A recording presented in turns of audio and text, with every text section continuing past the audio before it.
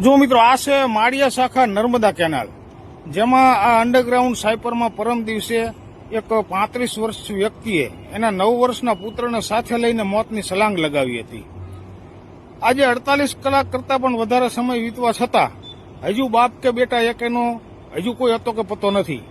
રાજકોટથી એનડીઆરએફની ટીમ આવી છે, પણ આ ખૂબ લાંબા અંડરગ્રાઉન્ડ સાયપરની અંદર આ લોકોનો પતો મેળવવો એ ખૂબ મુશ્કેલ છે.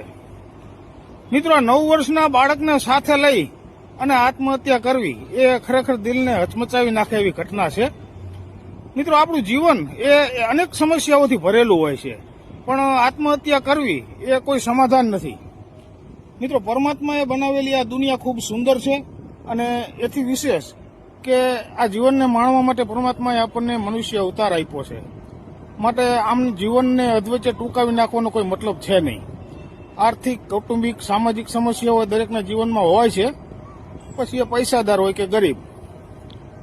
જો તમારી પાસે ખૂબ મહેનત કરી શકે એવું તંદુરસ્ત શરીર, સારો પરિવાર, પોતાનું પાકું મકાન, સ્માર્ટફોન અને પોતાનું બાઇક, જો આટલું છે તો તમે એ 40%માં આવો છો કે જે દુનિયાના બીજા 60% લોકો પાસે આ વસ્તુ નથી.